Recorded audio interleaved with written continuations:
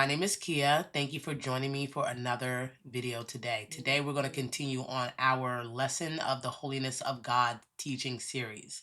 Super excited. This is now going to be our third lesson that we're going through together, and I promise you it's going to be rich and rewarding. What I like to do is make sure we all understand the material, all understand what it means, and hopefully to apply it to your life so you can grow in the grace and knowledge of Jesus Christ. So before we get started, please like and subscribe to the channel. Hit that bell notification so you don't miss any content that we release. And also consider liking and subscribing to other channels as well that are faith-based. That's going to help you to grow. It's great to support the body of Christ as we all seek the same goal, and that's to get God's word out to every single person we can. And also consider becoming a member of our YouTube community or of our channel where you have exclusive access to content that we don't release to the general public. So without further ado, let's get into lesson 3. So welcome to lesson 3. And I want to propose a question before we get started. Have you ever stood under a spotlight so bright that it showed every detail you normally wouldn't notice? Suddenly, every flaw, every wrinkle, and every imperfection becomes visible. And I know we use a lot of filters when we post pictures or videos on our social media accounts. But that natural light, that bright, visible light before any filters are made, have you ever noticed any details that you wouldn't want normally noticed on your physical features?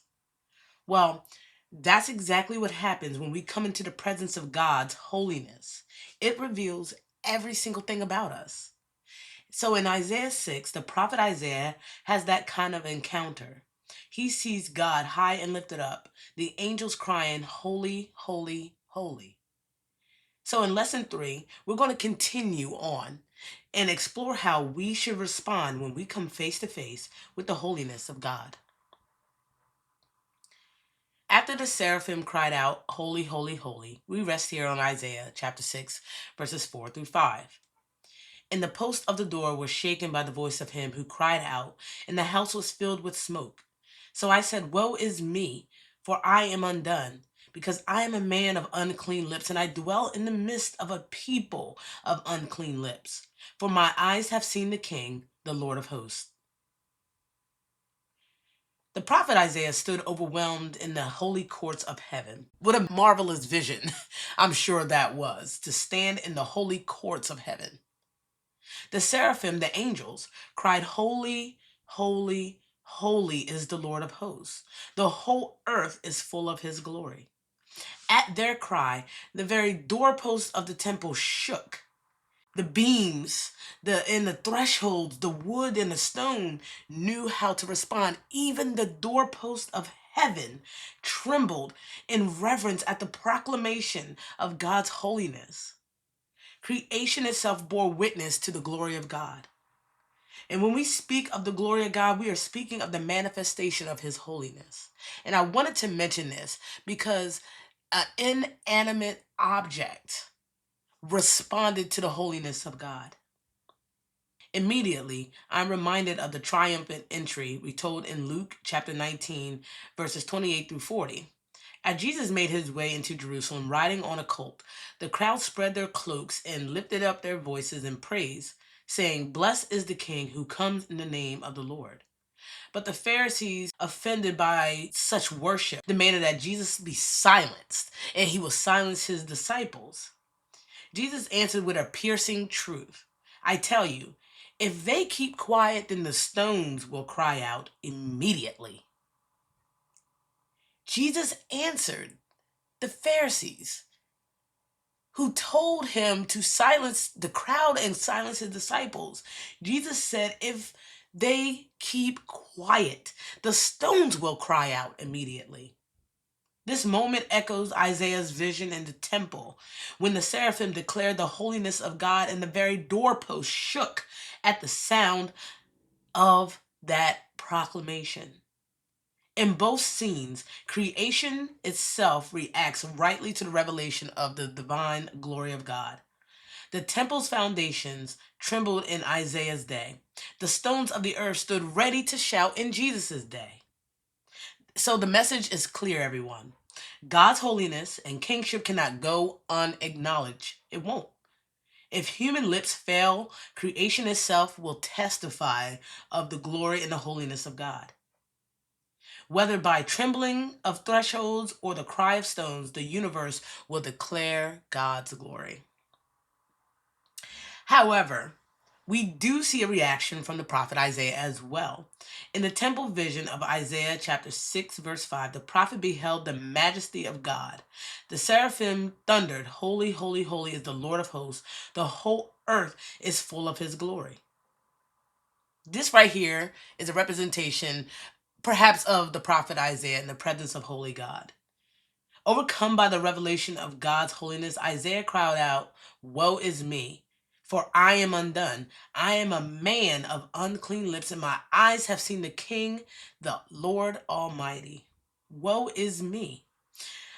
Let's slow this down to look at a piece of crucial information in Isaiah's response.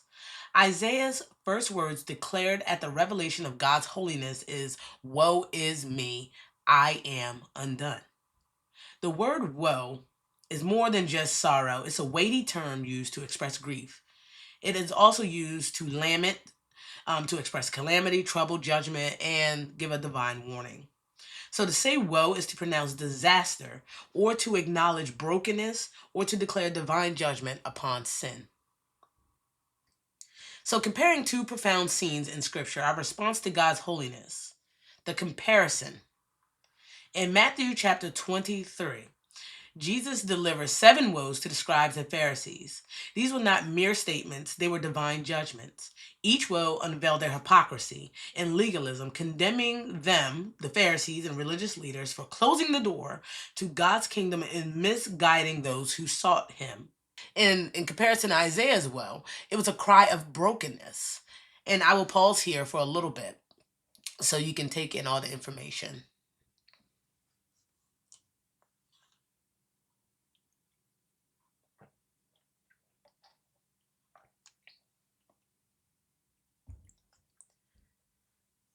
So, in stark contrast, in Isaiah chapter 6, when the prophet found himself in the radiant presence of God's holiness, he did not proclaim his worth. Instead, he humbled himself. He recognized his true self, ruined, sinful, and unworthy. His cry of "woe is me" is not a condemnation of others, but a heartfelt confession of his own urgent need for purification. Isaiah's woe was directed inwardly, an acknowledgement of his own inability to stand before a holy God without divine intervention. Conversely, Jesus' woes were aimed outwardly, highlighting the Pharisees' unwillingness to recognize their sin, even when faced with the light of the world. Isaiah's woe, which was self-directed, "I am sinful." This leads to cleansing and a call to serve. By contrast, Jesus' woes, it was directed at others. He proclaimed that "you are sinful." This resulted in condemnation of the religious leaders unless there is genuine repentance. When Isaiah stepped into the presence of God's holiness, his reaction was immediate and undeniable. He did not stand tall in pride, nor did he compare himself to others, which we as humans often do to make ourselves likely to feel better. No, he didn't do any of that.